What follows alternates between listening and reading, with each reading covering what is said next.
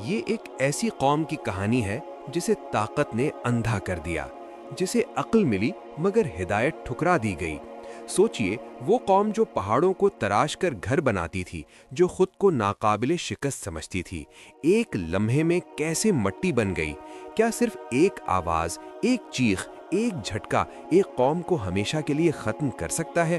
یہ کہانی ہے قوم سمود کی اور اللہ کے اس فیصلے کی جو کبھی ٹلتا نہیں۔ قوم سمود اسلامی تاریخ کی ان اقوام میں سے ہے جن کا ذکر قرآن مجید نے بار بار کیا۔ یہ محض ایک تاریخی واقعہ نہیں بلکہ ایک زندہ پیغام ہے ہر اس انسان کے لیے جو طاقت، ترقی اور عقل پر غرور کرتا ہے۔ قوم سمود حضرت صالح علیہ السلام کی قوم تھی۔ یہ لوگ جزیرہ عرب کے شمالی حصے میں الحجر کے علاقے میں آباد تھے۔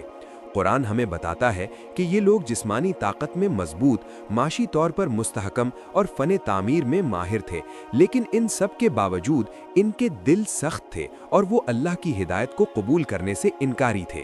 یہی انکار آخرکار ان کی تباہی کا سبب بنا۔ یہ وہ زمانہ تھا جب قوم سمود اپنی طاقت پر ناز کرتی تھی۔ پہاڑ ان کے سامنے ایک کھلا میدان تھے۔ وہ سخت چٹانوں کو کاٹتے اور ان میں محفوظ اور شاندار گھر بناتے۔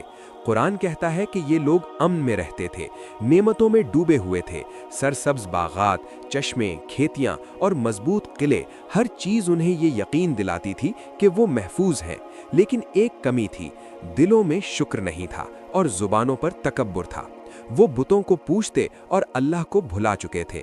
ایسے وقت میں اللہ نے حضرت صالح علیہ السلام کو ان کی طرف بھیجا، ایک نرم گفتار، سچ بولنے والے اور درد دل رکھنے والے نبی۔ حضرت صالح علیہ السلام نے کہا، اے میری قوم، اللہ کی عبادت کرو، اس کے سوا تمہارا کوئی معبود نہیں۔ انہوں نے یاد دلایا کہ یہی اللہ ہے جس نے تمہیں زمین میں بسایا اور تمہیں طاقت دی۔ لیکن قوم سمود نے یہ بات قبول نہ کی۔ انہوں نے کہا، اے صالح، تم تو ہم جیسے ہی انسان ہو، ہم تم پر کیسے ایمان لائیں؟ ان کے دلوں میں شک تھا اور زبانوں پر طنز۔ قوم سمود نے حضرت صالح علیہ السلام سے ایک مطالبہ کیا۔ انہوں نے کہا، اگر تم واقعی اللہ کے نبی ہو تو ہمارے لیے ایک نشانی لے آؤ، ایک معجزہ جو ہماری آنکھوں کے سامنے ہو۔ اللہ کے حکم سے ایک عظیم معجزہ ظاہر ہوا۔ پہاڑ کی چٹان سے ایک زندہ اونٹنی نکلی۔ یہ عام اونٹنی نہیں تھی، یہ اللہ کی نشانی تھی۔ حضرت صالح علیہ السلام نے خبردار کیا، یہ اللہ کی اونٹنی ہے، اسے نقصان نہ پہنچانا، یہ تمہارے لیے آزمائش ہے۔ ایک دن پانی یہ پیے گی اور ایک دن تم پیو گے۔ لیکن غرور ایمان پر غالب آ گیا۔ شروع میں لوگ حیران تھے، خوف زدہ تھے، خاموش تھے، لیکن وقت کے ساتھ دل پھر سخت ہو گئے۔ قوم کے سردار جو طاقت کے نشے میں تھے، انہوں نے سازش کی۔ انہوں نے کہا، یہ اونٹنی ہماری آزادی کے خلاف ہے۔ پھر وہ دن آیا جس دن قوم سمود نے اپنی بربادی پر خود دستخط کر دیے۔ ایک بدبخت شخص آگے بڑھا اور اللہ کی اونٹنی کو قتل کر دیا۔ یہ صرف ایک جان کا قتل نہیں تھا، یہ اللہ کے حکم کی نافرمانی تھی۔ حضرت صالح علیہ السلام نے کہا، اب 3 دن اپنے گھروں میں رہ لو، یہ وعدہ عذاب ہے۔ لیکن انہوں نے اسے بھی مذاق سمجھا۔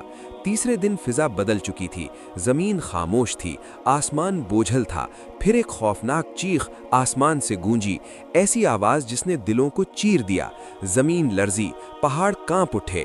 وہ لوگ جو خود کو ناقابل شکست سمجھتے تھے اپنے گھروں میں اکڑوں پڑے رہ گئے، نہ کوئی بھاگ سکا، نہ کوئی بچ سکا۔ قرآن کہتا ہے کہ وہ ایسے ہو گئے جیسے کبھی وہاں آباد ہی نہ تھے۔ یہ اللہ کا فیصلہ تھا اور اللہ کا فیصلہ حق ہوتا ہے۔ قوم سمود کی کہانی صرف ماضی نہیں، یہ حال اور مستقبل کا آئینہ ہے۔ طاقت، ترقی اور عقل اگر شکر کے بغیر ہو تو عذاب بن جاتی ہے۔